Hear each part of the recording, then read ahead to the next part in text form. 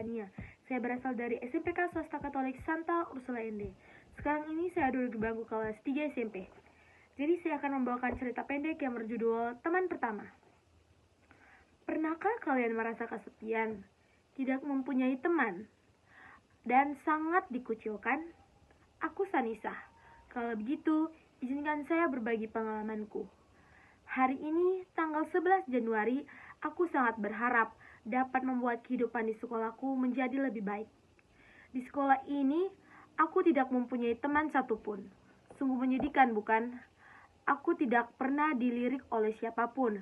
Aku dipandang rendah dan seringkali dihina oleh mereka.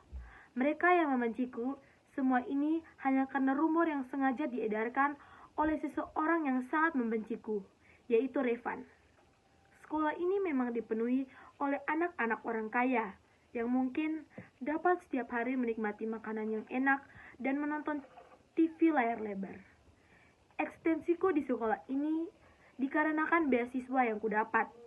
Revan menyebarkan bahwa aku hanya merupakan anak panti asuhan yang dulunya dibuang oleh kedua orang tuaku. Rumor itu benar, itu fakta. Aku sangat tahu diri. Meski begitu, aku sangat kecewa ketika Revan dapat memengaruhi dan menghasut semuanya untuk tidak berteman denganku. Oh, bahkan untuk tidak menghiraukan diriku sama sekali. Tentu saja, Revan sang Casanova yang notabene seorang ketua OSIS dan anak direktur terkenal pasti akan dipatuhi oleh semua warga sekolah. Tidak akan ada yang berani mencari masalah dengannya. Seringkali aku berpikir mengenai dua hal. Mengapa Revan begitu memusuhiku? Kapan aku mempunyai teman?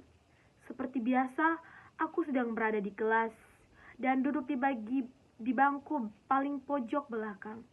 Ruangan kelas ini dipenuhi murid-murid yang saling mengobrol dan bercanda tawa. Sementara aku hanya diam memperhatikan mereka. Bel telah berbunyi.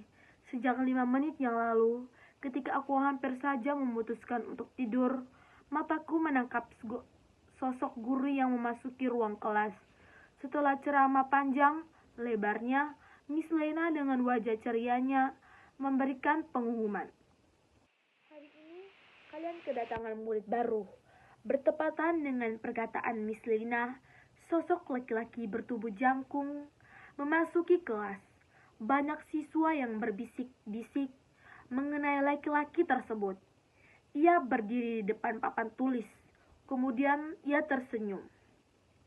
Halo, nama gue Axel. Pindahan dari SMA Evantius karena pengen nyoba yang baru. Salam kenal. Setelah itu, beberapa siswa mulai riuh. Akhirnya, Miss Lina berujar sebelum topik itu benar-benar melenceng. Axel, kamu boleh duduk di tempat kosong yang kamu mau. Yang ku tahu, setelah ucapan Miss Lina, laki-laki itu melangkah menghampiri bangku tepat di sampingku, yang membuat si isi kelas bungkam. Hai, nama lo Sanisa Octaviani ya? Gue panggil lo apa? Axel selalu saja berusaha mengobrol denganku, meski selalu kuakhiri dengan mengabaikannya atau pergi menjauhinya. Jujur, aku sangat kasihan kepada murid baru itu jika ia harus berurusan dengan singa macam Revan. Tapi kali ini ia menahan tanganku. Jangan kacangin malu dong. Kenapa sih? Gue kan ganteng. Kok muka lo kayak ngeliat setan? Entah ia memang sangat percaya diri atau hanya percaya diri. Aku hanya memutar bola mata malas, lalu akhirnya membalasnya. Gak usah dekat-dekat. Murid lain saja melihatku secara sinis. Ucapku sekejam mungkin. Tampaknya ia belum menyerah, justru nyengir lebar. Wah, jahat banget kamu. Lo ada masalah sama dia, tapi gue gak peduli. Aku mengangkat satu alis. Sepertinya dia mau cari mati. Lo bisa ngomong gitu sampai lo ketemu Revan beneran.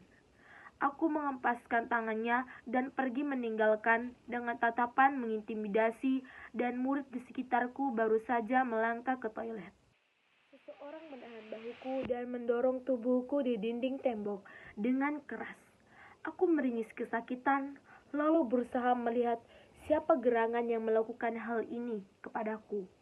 Revon seperti biasanya. So itu menyeringai, tatapan membunuh. Gue dengar lo deketin Axel ya. Lo minta gue keluarin dari sekolah ini. Ia memberi jeda. Udah baik dikasih beasiswa, malah ngelunjak. Ia menggertakku dengan keras. Aku hanya bisa memejamkan mata. Kekuasaannya di sekolah ini memang bagaikan segalanya. Aku tidak dapat membuat apa-apa karena aku bukanlah siapa-siapa. Namun di saat itu juga Axel datang. Dia membelaku dan menantang segala perkataan Revon. Yang membuatku bingung adalah ketika Revon tidak mengancam Axel sama sekali dan hanya membalas ucapan Axel dengan dingin. Aku tidak tahu apa yang terjadi di antara mereka.